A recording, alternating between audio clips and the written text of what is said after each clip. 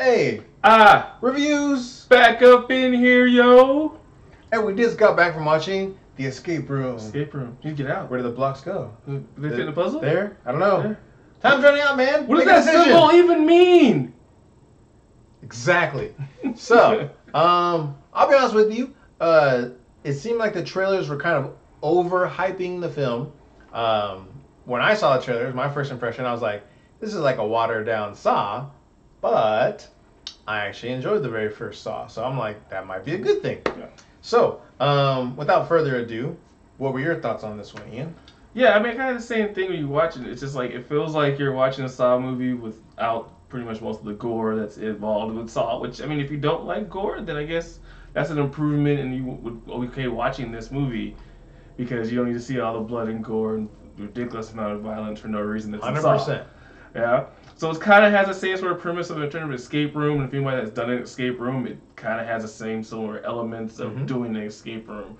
And this kind of the puzzles and what you got to figure out and working together. So I mean, they kind of kept all that same essence of it. Yeah, definitely. And for me, the cast overall, I thought did a pretty good job. Very believable. They have some witty jokes in between their little kind of banter in the beginning. Kind of easy to pick up on. There's lots of tongue-in-cheek type of back and forth kind of banter that they have. The director, Adam Robitel, I think overall, in my opinion, I think he did a good job on the direction of this film. I'm not going to come out and say that it was amazing, but it was pretty good. Yeah. It was kind of a witty film. I am definitely not going to sit here and say I had it completely figured out. I did have a lot of suspicions on different sections. Some different things kind of were confirmed later on. However, I did not have this film figured out at all for as far as like what exactly was going to happen. I had some general ideas. Some of those were close, but not quite. What about for you? How do you like how this one played out? I mean, for the most part, it played out. I mean, you kind of can sort of see some certain characters. Like, all right, this is kind of how they're gonna go. This is kind of what it is. Oh, I feel like that person's lying. You kind of see sort of how it goes. So for the most part, I mean, you can kind of see some of it going. They threw a couple surprises in it, like kind of early. Like, oh, I didn't think that was gonna happen, or they're gonna kind of throw it off this way. But they did kind of a good job. I mean, it wasn't like I said, it's not an amazing movie. It's like a decent, I mean, entertaining movie. Like that's just kind of what it is. It's entertaining, like a good B movie-ish. Yeah, definitely. We'll rush right into because I really want to talk about spoiler stuff. So for me, I'm gonna actually give it a solid 3. Meaning like if you went to go watch this in the theater, I don't think you'll be upset that you watch it in theater. Yeah. But at the same time, I can't say like you have to see it in theater. I don't think this is one of those you have to see it in theater. You definitely could watch it at home. This could be a streaming Netflix type of thing. Good movie though. I enjoyed it. I liked it. It wasn't too cliche. Like a lot of films that have been releasing recently, as far as like horror or scary or thrillers, have been very cliche, very predictable. This one was not quite as much. So I found it enjoyable. Solid 3, maybe even a 3.5 on a good day.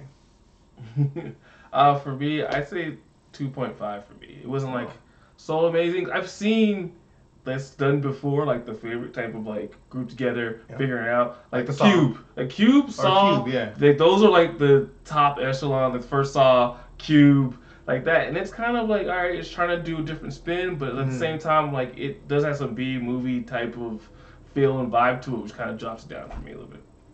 Which is interesting too, because they actually use some very actors and actresses that are pretty popular right now. Home chick from Daredevil. Also, she was in True Blood. I believe her name is Deborah Ann Wall. And then the main character, Zoe, Tyler Russell. I feel like she's been in some other stuff. I don't remember right off the top of my head. But she definitely has like one of those very memorable faces. Can't really remember. I guess... Oh, Lost in Space on Netflix.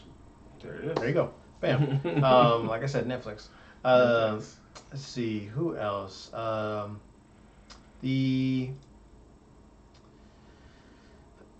feel like it could have had, I don't know, maybe 1 or 2 more plot twists that would have made it just a little bit better. Or I don't know. How do you think they could have improved on this one? Like I said, a little more plot twist in terms of, I understand they're doing, they're solving puzzles and they're going on like that, but I think there've been more plot twists in terms of the way the puzzles are and then how they use them and things like that. I feel like a lot of times the puzzles were more straightforward. Kind of like they weren't a huge twist. There was like, okay, there's a small little twist here, little things here, but most of the puzzles were straightforward. It was kind of just messed up situations. It wasn't like a real big, huge plot twist to like escape room. Where you're like, okay, I gotta try really hard. There's a couple of scenes where like dude got the lock and the key like that, and I'm like, come on, man, like they're not even helping you. You already got the first lock, and it's like that's I need more. Like I guess you're trying to move the plot along. I get that, but it's not really like suspense or change or like, oh, I think we got it. No, you don't. Well, to be fair, there were moments where like they figured out where they needed to go, but they didn't get what they needed to do it, right? Yeah. So we'll talk about that in the spoilers coming up right now. So for right now, 3 for me, 2.5 for him. Yeah. So that's a solid, probably 2.8. Not something we think you need to see in a theater. You could definitely wait to watch it back at home. Or if you go out this weekend and you do decide to check it out, if you wanted to watch kind of a little bit of a thinker thriller, right up your alley. Yeah. All right. Now, spoilers! Spoilers in your face. Bam! All right. So, if you just got done watching our other part, I'll put a timestamp at the bottom to let you guys know when spoiler starts. Right off the bat, man, I'm actually glad that no one, Minority was the first one to die, but technically it was the Indian guy Danny. Yeah. Right. The gamer. The gamer goes first, which is kind of like the virgin. Really? You're gonna take the virgin. Well, they didn't say he was virgin. The guy just implied that he was. Very likely that he was. Because he played video games. It doesn't mean because you play video games you're a virgin. Exactly. Yeah. So there. Exactly. They make that little joke though too, right? He's like, "What happened to your hand? Can you still play video games?" Yeah. And he's like, "Nope, I can't play video games." He's like, "Oh man." He's like, "Yeah." So to fill that void of time, he's like, I have sex with adult women." And like, the other actors are like kind of laughing like, "Ho ho ho, ooh, he got him," So there's good chemistry I think between everybody on set. They do a good job. Generally, basically what it is like they get into the room, they find out the first waiting room is already like this oven basically, and it's gonna bake them. It's kind of shown in the trailers a little bit that's like the first room. They figure out that stuff's going on, and they're like, okay, not too bad of a first puzzle in terms of like how they figure out getting out the room and using the cups for the water and things like that. Kind of, in my opinion, it kind of gets weak right off the bat from right there because it's hot enough to melt the mannequin. So you're a human being. Your hair is not much different than mannequin hair. Yeah, but saying the plastic, it's gonna melt, I guess. Right. But if plastic is melting, like if a mannequin starts melting, like human flesh would probably start to singe. You know what I mean? So, and they're in the same room during this time. So I was like, kind of lost me there on that one. I know you guys are trying to hype it up for dramatic effect that it's getting really hot in the room, but probably shouldn't have taken it that far. You know what I mean? With the mannequin. Yeah. Or you say it could be really cheap, like wax, maybe. Maybe. And then the next room was they're in the cabin, and I don't know about you, but I'm like, oh, Rudolph. Yeah. Right? And then but that's our first time we get a clue as to, well, I'm sorry, I take it back. The second time that there are things in these locations that affect the people. Directly, that are tied to them. So I thought that was interesting that they were dropping that each time. Yeah, because it's like the first room has like the heat and the fire, and then the one girl has been burned. And so she sees that 5 people burned alive in the fire. And it kind of affects her. Yeah, the newspaper, and then she has burns on her, and you see the effect, and like it's emotionally getting to her. Yep. Which is why she ends up crying and kind of have a breakdown in the very first room. Which is crazy because she sucks it up like pretty quick after that. Yeah. Well, so she got past what she had to get past. It's not her issue anymore. So. Right. And then what was after the So it's the cabin with the reindeer, and then they get that first lock. But I guess the first lock, and like they're still arguing about the room. And he's like, first lock, we're good. I'm like, you've already got the lock. Like, no one even realized it was a lock. He's like, there's a locked door here. I got the key. Don't worry. And no one acknowledges that the fact that he even gets the first lock and key. And then he's like, the second one has words. And then they all hear him and go, okay, well, what's the words? Yeah. There definitely some plot holes into it. That's why we can't rate it like higher. I'm giving it a solid 3 because it is entertaining. 2.5 because of, the things that Ian noticed and the things I'm pointing out to you right now. Yeah. What's the third room? So they go to the cabin room. And they go into the winter area outside the cabin.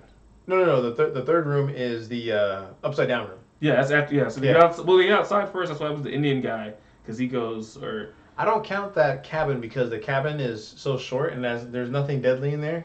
Well, the second they make it outside the cabin is when it gets deadly. Well, because the cabin gets them outside. They're, look, yeah, they're outside. Now it's cold, and the cabin locks them out. And it's kind of a trick. Like, they technically probably would have been safer just to stay in the cabin. Yeah. So they go outside the cabin, and then now it's cold, and it's ice, and everything else. If you did actually play, you're safer staying in the cabin than you go out. Yeah. But they still don't know, well, the fire wasn't real. Was it really trying to get us? They timed it so we can get out just in time. Which leads to one of my points here. So in the very beginning, Zoe rushes over and was like, "Oh, Fahrenheit 451." Yeah. Oh crap! I screwed us. But they didn't learn not to just start touching stuff in the beginning from that first time. Yeah. Which is like, to your point, that guy immediately like, "Oh, look, a lock and key." What if he did that and the room started shrinking? Or something? Like the first thing she turns is the dot, and everything they grab started making the room hotter. Yeah. And they realize, hey, don't touch anything yet. Let's figure it out. Let's look around. Yeah, before we start doing stuff. They just like, we're gonna touch it all again. Even like later on in the third room when she starts punching in the code for the lockbox. What if that was what if that's what triggers the pieces of the floor to fall? Yeah. You know what I mean? So it's just kind of silly. Like, there are all these smart people, and even the girl that was very intelligent was really quick to just start punching stuff in or like grabbing stuff or, hey guys, look. Or even like when she puts her hand in that polar bear's mouth. Yeah. Like, if that was a Saw movie, she would have lost a hand. The jaw would guarantee. There would have been like a bear trap inside there. Yeah. That's probably what it would have been. So, not saying that we need gore. I'm just saying that I wanted to feel that there were more risk for what they were doing. Like, there was risk in terms of stuff, but it was like the environment, and it's not the actual game itself was the risk. It's like, okay, the floor's going off, but like nothing they're really doing is making the floor. I think it was timed by the music in the song. Yeah, it was. It was like a very like a life or death musical chairs. What the Amanda character basically said, right? So interesting overall, but not without its flaws. Yeah, they get to the last room, which is the triage. Oh, the triage, the hospital, and then that's when they have the big reveal, and they let you know that they're all sole survivors of traumatic events, and basically they're guessing, like, they want to see which one of us are the luckiest. Yeah, I guess the most soul survivor of all the soul survivors. The one that has the most luck out of all the soul survivors, because they're they shouldn't have survived, but they did. Yeah, and so they basically okay, we put them together, and they gotta figure out that hey, they've all kind of had some weird tragedy that happened and everything else, and the black guy's the one guy that kind of like his story was different because his story doesn't jive. His story doesn't jive. That he basically was stuck on a boat, him and his friend, and the friend had hypothermia and tried to kill him, and then he decided to just swim off because he went crazy, and then he got rescued like a day later. Yeah. So, and it was super suspect. Pretty sure he killed him. Is it the fifth room? The last room, right? Yeah, the last fifth room. Fifth room is the black and white, like, checkered room where they start tripping out because they poison them on the latch or hatch, the little hatch door spin opening thingamajigger. And then dude finds the syringe. He's like, "Hey, I found it!" Oh, and he gets tackled. And I was like, "What the heck?" And that ends badly for the black dude because he gets killed because he's over there trying to be an a-hole the entire movie. Well, I mean, they don't have it's only one syringe. I mean, enough medicine to even cure both of them. I don't know. Like, could they have shared the dosage? I don't know. And then the one girl, the smart girl, was like, "Well, I'm tired of playing," so she starts smashing the cameras because she's like, "I'm tired of playing this game. If they're always watching us, we can't ever really escape." So she breaks the cameras, and then basically starts coming to the poison. So you're like, okay. There's poison there, but then I figure out when she passes out that I see the oxygen mask there. And I'm like, they kind of they trail off this a little bit. It's very strange because later on, like literally moments later, there's like a group of people that walk in there with these like hazmat suits, and they're like, oh, what was she trying to do with the oxygen mask? And it's crazy because it's hanging from the ceiling. Because it's hanging down from the ceiling. But when they fade away, it's on the ground. There's the tubing's like on the ground, like just out of barely out of her reach, like barely. So it's really weird to see them do that. I'm pretty sure that might be like an editing loophole. Because it's like she would have to stand up to breathe the day before she was laying down. Yep. And I'm like, well, you kind of messed up there. I understand what you're trying to do to make it seem like she died, but she didn't hit the oxygen. Yeah, she got the oxygen, and she took the two people out, took their gun, and started looking for whoever's in charge. Which I thought was like a huge 180 for her character, right? She's like all this like quiet and timid and everything's about science and nerdy. To like, break yourself, fool! Like, you gonna get this. Like, she changed real quick in that moment. Like, I guess that it's safe to say that room probably put her over the edge, right? Because she's like, no, I gotta change things. Yeah. Well, that one girl like dying for her traumatic experience, right? Yeah, and it's like, well, she's already seen it happen, death already because of her family and the train crash. Yeah. And now she sees someone else die for her. She's kind of like, I don't want it anymore. Yeah. I'm trying to stop this. Yeah, enough is enough. Yeah. And when they make it back into the final room and then they kill that guy who's the game master, was like very interesting also because even that kind of seems like a setup. Like, it's just one guy. Yeah, because he's like, it's just one game master that's in the thing and he's running it, but he's like, I'm not the creator. I'm just running the game. And then when she walks in, it shows him in play. Which I thought that was weird. It's like, okay, why is this picture in play? Is he like part of the game too? He became part of the game, right? He became part of the game. Yeah. He wasn't already part of the game because someone's watching, so I'm guessing that they figured that it eventually would happen. Probably. Yeah. Probably. Because I think they always thought that Zoe was going to win, right? Yeah. Or one of the other people, the one guy that they called him a dark horse. The drunk. Yeah. What was his name? Ben. Yeah, in the movie his name is Ben, played by Logan Miller, and he's even talking crap about himself, right? Yeah. He even says that like, oh man, he's like, why me? He's like, I'm just a store clerk, right? Yeah. It's like because they're trying to figure out who was the game master because it might be inside after. Yeah. The character dies and you're like, oh, but he's like, not me. I'm like, you're a crazy stockbroker on Wall Street and you got money. You can probably do something crazy like this. You just have like a smart, creepy Saw vibe, and then you're in the military, so all you guys have like stuff like that. I'm a store clerk. I don't really. He's like, I'm the least conspicuous here. So that was kind of interesting to show like where he did have actual like logical thought and was like processing it all. Like, hey, well, hold on a second here. Like, if anyone's gonna be suspicious, like I'm the least suspicious guy here.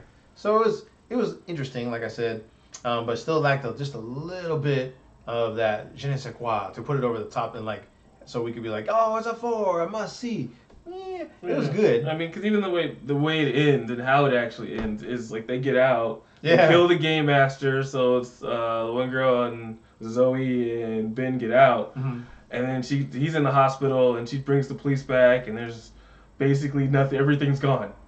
By the time they get there, everything's gone. And which I thought when that happened that all the police were there, I thought that they were gonna lock it in and start over with the police because the game master was like, hey, we've tried it. We're athletes, we've tried savants, we've tried, all these different groups of, soul survivors. So I'm thinking next one is cops. So I figured like they brought the cops in, they would start all over again because now there are all these cops there. And I'm like, okay, that makes sense. Like you take the cops and then the cops for the next one. But then it's like, no, man, looked like she was crazy. And so they're just like, okay, we gotta leave this place now because there's nothing here.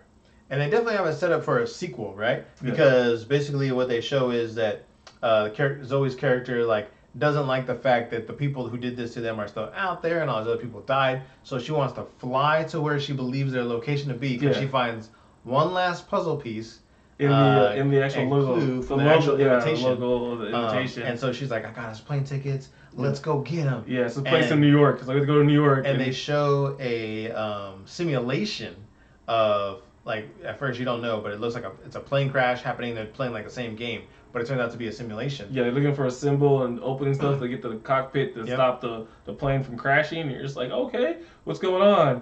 And then like they get in them just enough time to see like it's about to basically hit the mountain, and then it crashes, and then it turns into a simulation. And you're like, oh. And then the front blinders come up, and you don't see the mountain anymore, and you see guys that have suits. and then you see shadowy silhouette figures, and they're like, good. What was the survival rate on that one? And then the guy's like, it's only 4%, and he's like, huh, well, it's no fun if there's not a chance that she could survive. Yeah. And I was like, damn, man, just 4%. Yeah, like 4%. Like we basically got her to get back on a plane again because she's going to New York, and it's set up for her and Ben, the guy, going to New York to try and do this whole thing all over again. Mm-hmm. So I'm saying she's gonna put like an entire plane at risk to go for those 2 people. Watch where you fly. Yep. Yeah. Well, I kind of figured something was up because like they're super rich. If they can manipulate an entire building to do all this stuff and not have anyone hear any of those explosions or the fires going off, they could probably do a whole lot of other manipulations. So if they do make a sequel, it could definitely be very interesting, but it also could be completely boring. I personally don't think this movie will make enough to get a sequel. And even to go to like the main place, like who are these 2 people with no training going against this huge massive thing that's just ran by a bunch of rich people, which they said people that have tons of money that are basically anonymous. Anybody does because they're anonymous because they're just watching it. So the guy running it is like, he's getting paid because all these rich people are just watching it to go, for their enjoyment. Yeah, pretty much. So don't know if a sequel will get made. If it does, we'll see. So anyways, like we do it this time, like, comment, subscribe. We appreciate all the love that the channel has been getting. Yes. Thank you for all the feedback about the screen. Yeah. I'm glad everyone likes it so far. And if you have any suggestions for us, let us know. We're thinking about putting some merchandise in the YouTube store. Yeah. But we're not sure yet. So if you have any suggestions, or if you think it's a good idea that we have some AI reviews, put out a couple different models for some of the merchandise, let us know in the comments below. All right then. Share it to everybody. Everybody out there. All right. And we'll talk to y'all later. Peace.